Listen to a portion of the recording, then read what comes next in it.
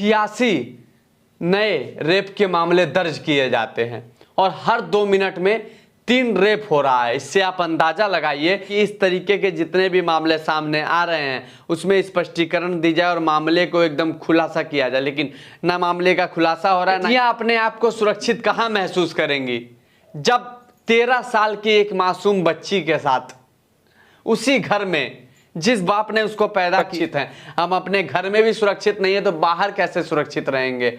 अब इस तरह की हैवानियत सामने आ रही है, माँ बाप भी ये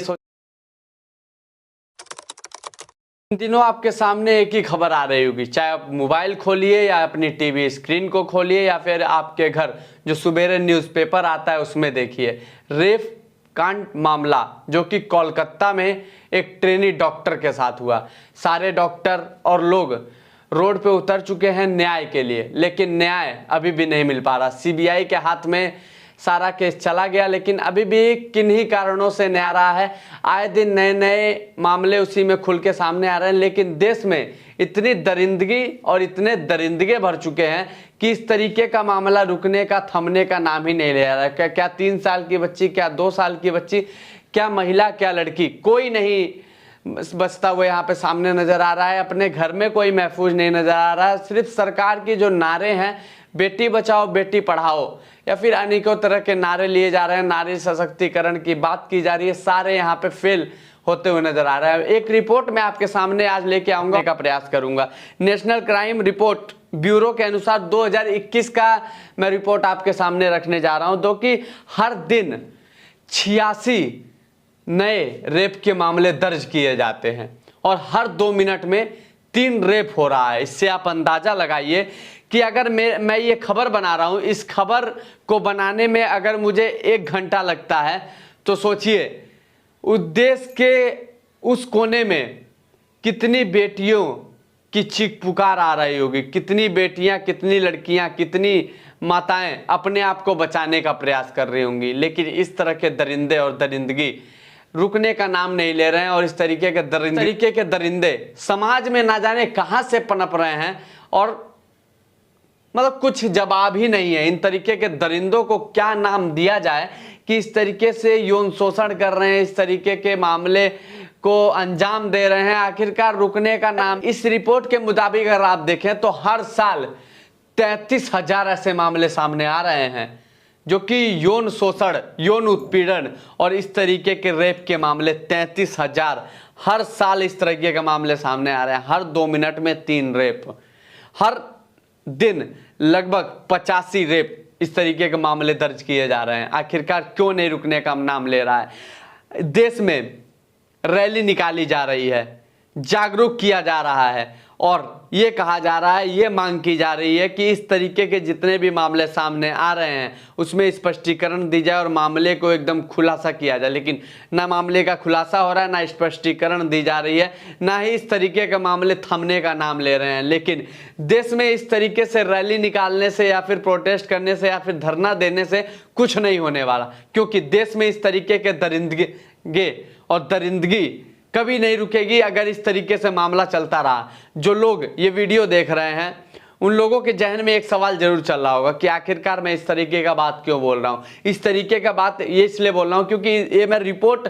आपको पिछले 10 दिन का रिपोर्ट अभी आपके सामने रखूंगा और बताने का प्रयास करूंगा कि हर दिन कैसे 85 मामले रेप के दर्ज किए जा रहे हैं, हर 2 मिनट में 3 मामले कैसे सामने आ रहे हैं, हर साल लगभग 33,000 मामले कैसे दर्ज किए जा रहे हैं। ये झूठी रिपोर्ट नहीं है, कहीं ना कहीं सच्चाई नजर आ रही है जो कि विकिपीडिया पे है। और किस तरीके से कोलकाता में ट्रेनी डॉक्टर के साथ कांड हुआ और बाकी वो कांड थमने का नाम ही नहीं लिया, तभी देश के उस कोने कोने से, उस राज्यों से, उस शहर से, उस गांव से इस तरीके के मामले सामने आते गए और उस तरीके के मामले रुकने का नाम ही नहीं ले रहे हैं। अब देखिए कुछ रिपोर्ट मैं आपके सामने लेके आया हूं जो कि लगभग पिछले 10 दिनों में 21 मामले सामने आए हैं।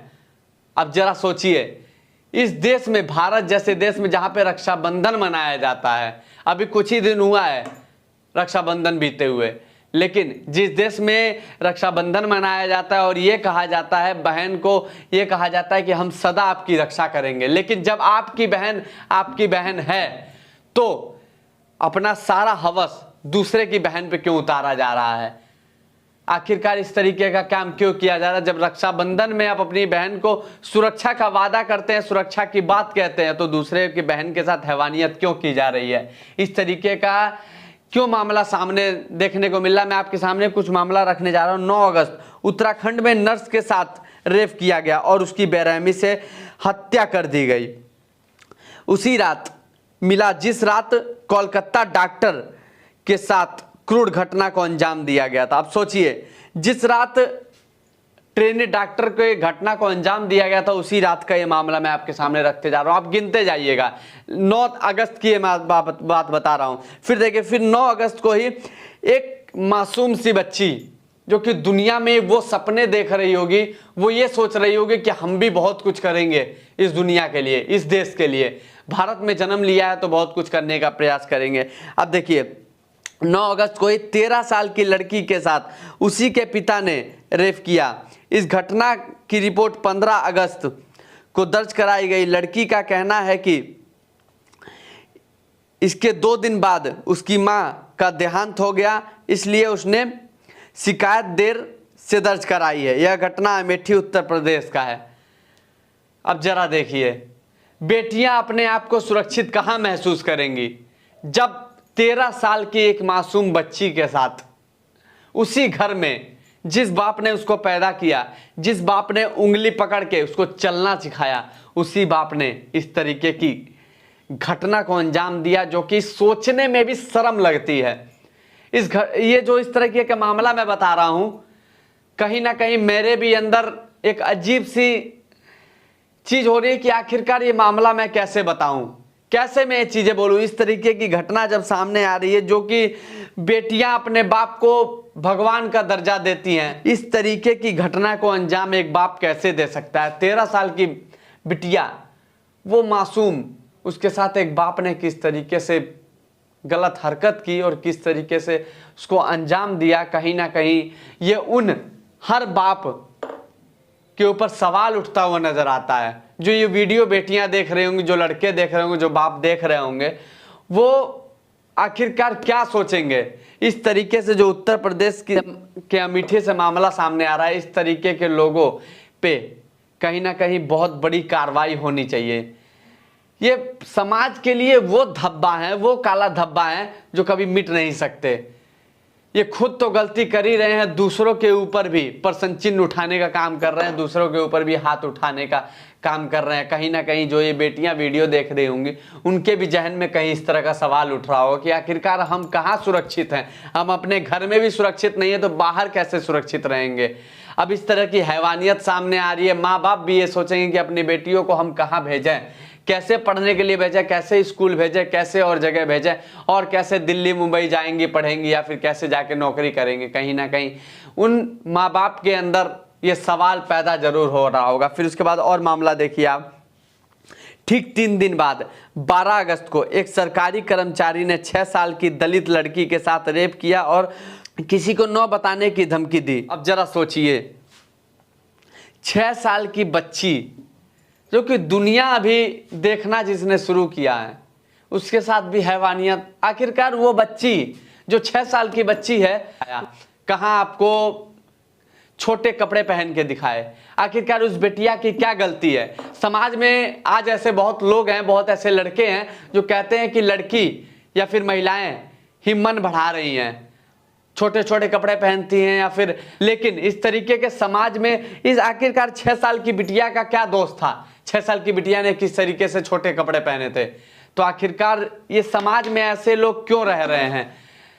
कहीं ना कहीं अपने आप को बदलने की जरूरत है, अपने अंदर झांकने की जरूरत है। समाज में इस तरीके के दरिंदगों को मिटाने की जरूरत है। इन तरीके के दरिंदगों को इनकी सबक सिखाने की जरूरत है। इन तरीके के दरिंदगों को न्यायपालिका ऐसी सजा दे जो कि इन तरीके के दरिंदगों जैसे और भी दरिंदे जो इस देश में हैं, जो समाज में घूम रहे हैं, जो लोगों के बीच में रह रहे हैं, उनके भी रोंगटे खड़े हो जाएं। देखिए, फिर 12 अगस्त को ही 14 साल की बच्ची को बिहार मुजफ्फरपुर में गैंगरेप का शिकार हुई। अब जरा सोचिए, बच्चियां गैंगरेप का शिकार हो रही हैं, क्या गलती है इन बच्चियों की?